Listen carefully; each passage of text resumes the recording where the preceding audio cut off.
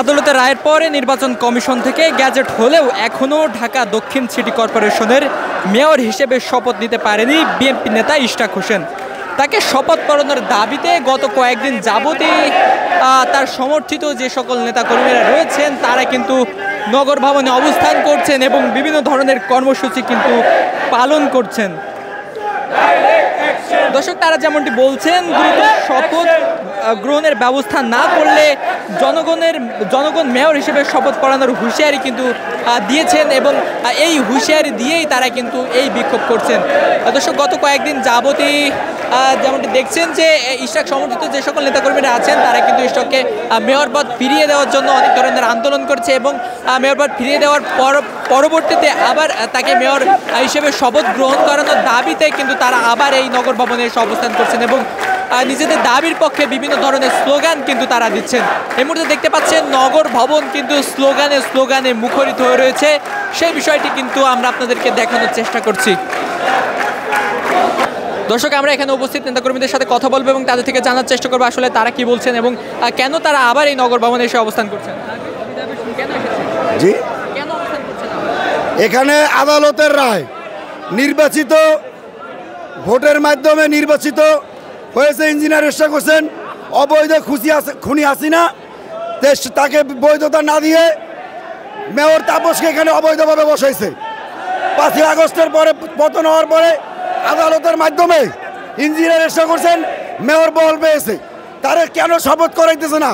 আমরা নগরবাসী, আমরা ঢাকার ভোটার, আমরা এই নগরে বসবাস করি।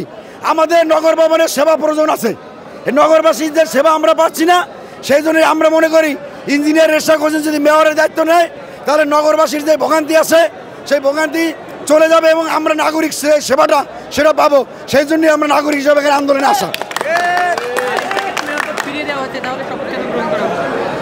শপথে জানেন আপনার একটা প্রক্রিয়া আছে, এলজিআইডি মন্ত্রণালয়ের দায়িত্ব এটা। একজন লোকের যদি আপনার শপথে না ডাকেন তাহলে কিভাবে সে শপথে যাবে?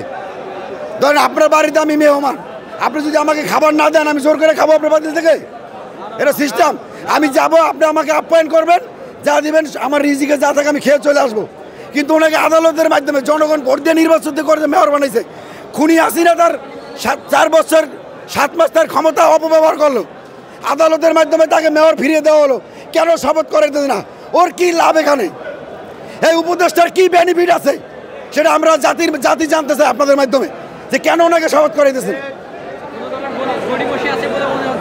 জি, কোনো গড়িমসিনি কাজ হবে না। নগরবাসী ঐক্যবদ্ধভাবে আছে। ইঞ্জিনিয়ার ইশরাক হোসেনকে নগর পিতা না বানাইয়া না বসাইয়া আমরা কেউ ঘরে ফিরে যাব না। আমাদের চলমান আন্দোলন চলবে ইনশাল্লাহ। আমরা তো আন্দোলন করতেছি প্রায় আজকে 20 দিন যাবত। ধন্যবাদ।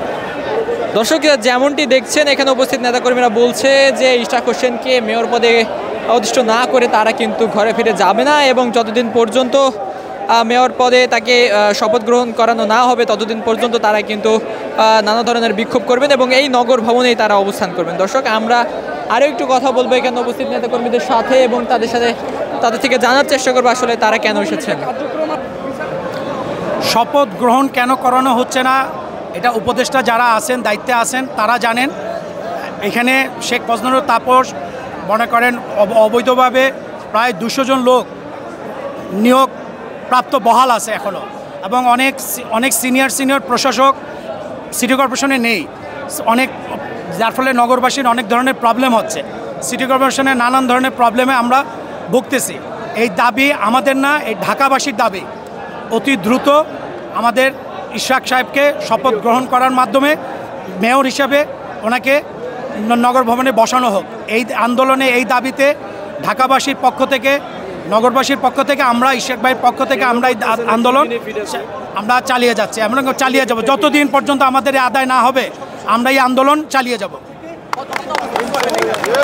আমরা যতদিন পর্যন্ত, স্পষ্ট করে বলতেছি, যতদিন পর্যন্ত দাবি আদায় না হবে, আমাদের অধিকার আদায়ের, আমাদের গণতন্ত্রের, আমাদের এই অধিকার যদি আদায় না হয় আমরা এই আন্দোলন অনবরত চালিয়ে যাব।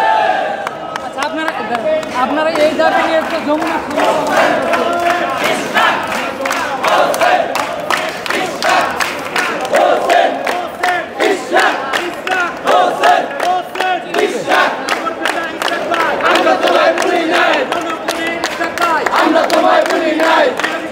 দর্শক যেমনটি দেখছেন ইশরাক হোসেনকে মেয়র পদের শপথ গ্রহণ করানোর দাবিতে এই সকল নেতাকর্মীরা আজ সকাল ধরেই কিন্তু এই নগর ভবনে অবস্থান করছেন এবং তারা যেমনটি বলছেন যে যত সময় পর্যন্ত ইশরাক হোসেনকে মেয়র হিসেবে শপথ গ্রহণ করানো না হবে তত সময় পর্যন্ত তারা তাদের এই বিক্ষোভ কিন্তু থামাবেন না এবং তারা কিন্তু নগর ভবন থেকে কোথাও সরে যাবেন না।